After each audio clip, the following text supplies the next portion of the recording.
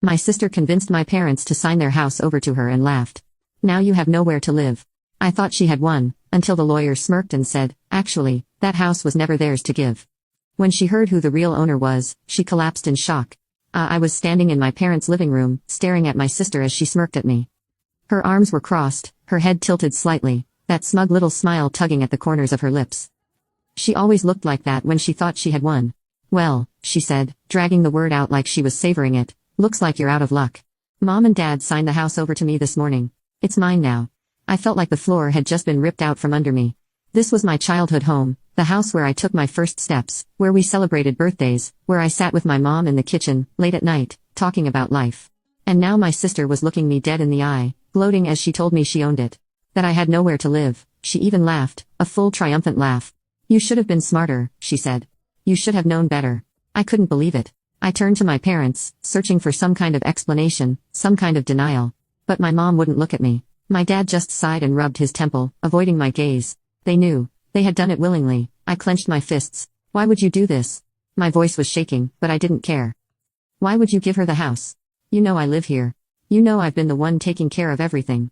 My mom finally looked at me, but there was no guilt in her eyes, just exhaustion.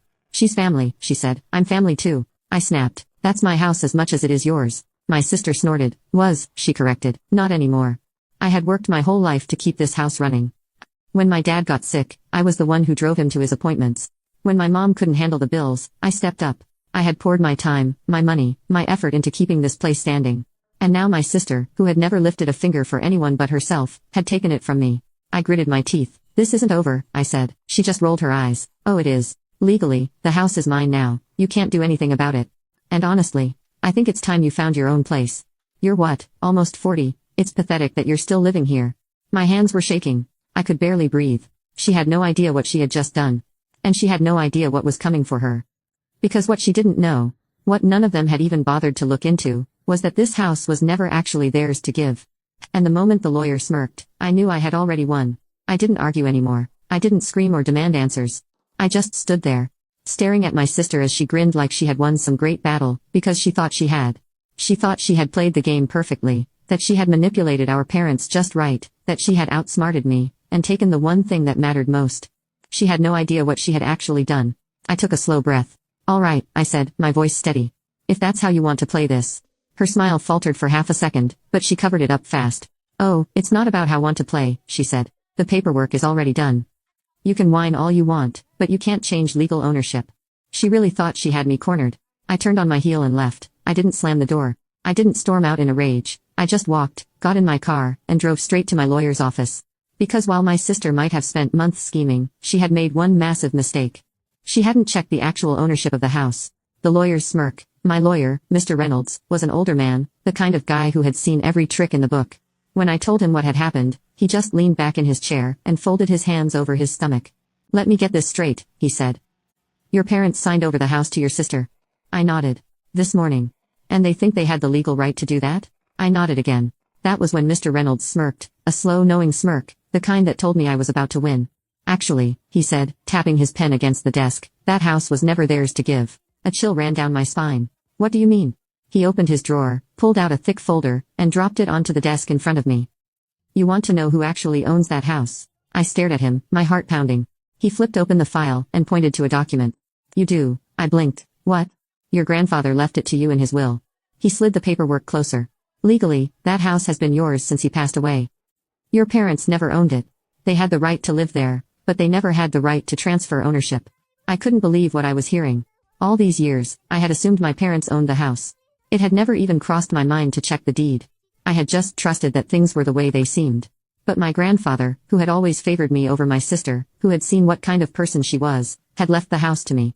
And my sister had no idea. I let out a slow breath. Now comment update to tag you on part 2. Update. My sister convinced my parents to sign their house over to her and laughed.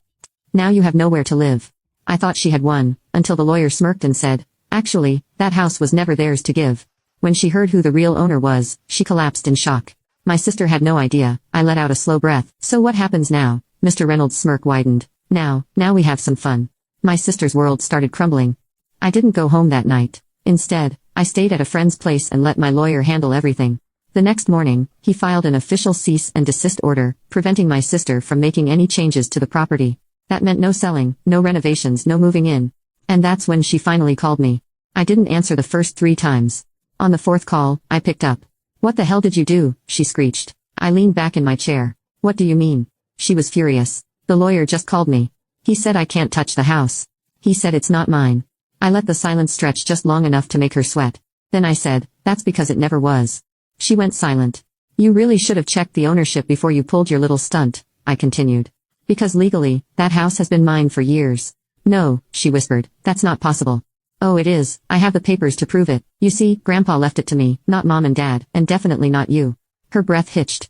I could practically hear her mind racing. No, that's a lie. That's not true. Mom and Dad didn't own it," I cut in. "They thought they did, but they were wrong." I heard a small gasp on the other end. I wasn't sure if it was from shock or pure rage. "Now," I said, my voice calm, "you have 2 choices. 1, you admit you screwed up, back off, and we pretend this never happened. Or 2, I paused, you push your luck, and we take this to court."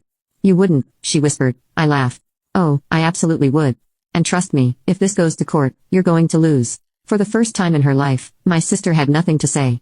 She had spent so long playing her little games, twisting people against each other, manipulating our parents into giving her what she wanted.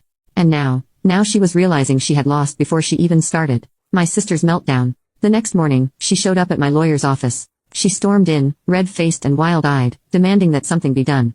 She yelled. She threatened.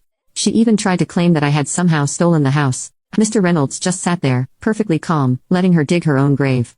Finally, when she had finished ranting, he leaned forward, tapped the legal documents on his desk, and said, "I'd recommend you leave before you embarrass yourself any further." That's when it happened. She collapsed into the chair, her face going pale. For the first time in her life, she looked defeated. "This isn't fair," she whispered. I crossed my arms. "Neither is trying to steal a house from your own brother." She looked up at me, tears brimming in her eyes. "But I already told people the house was mine. I made plans." I tilted my head. "That sounds like a you problem." She opened her mouth, then closed it again. And that's when I knew, she had finally realized it. She had lost. The calm before the storm. For a few days, my sister went silent. No phone calls, no texts, nothing. I thought maybe, just maybe, she had finally accepted defeat. I should have known better. Because when people like her lose, they don't just walk away. They find new ways to twist the knife.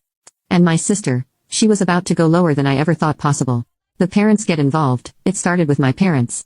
They showed up at my place, my house, early one morning, knocking like it was still theirs to enter. I considered ignoring them, but I knew they wouldn't leave. So, I opened the door. My mom looked at me like I had betrayed her. "How could you do this to your sister?" I let out a dry laugh. "Are you serious? She's family," my dad muttered, shaking his head. "You're really going to kick her out over some technicality?" I stared at them, trying to wrap my head around the sheer audacity of what they were saying. "A technicality," I repeated. "She tried to steal my house." "She didn't steal it," my mom snapped. "We gave it to her. And you never had the right to give it away," I shot back. "Do you even hear yourselves? You tried to hand over something that never belonged to you."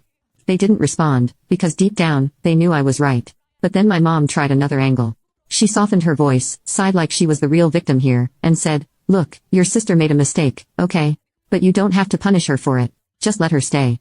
I almost laughed in her face. "Let her stay," I repeated. "In my house." "Yes," my dad said, crossing his arms. "It's not like you're married or have kids. You don't need all this space." Oh, so that's what this was. They had decided that I didn't deserve the house. That my sister, the golden child, needed it more than I did. And they expected me to just let it happen. I took a deep breath, feeling my blood boil. Let me make something very clear. She is never setting foot in this house again. Now comment update to tag you on part 3.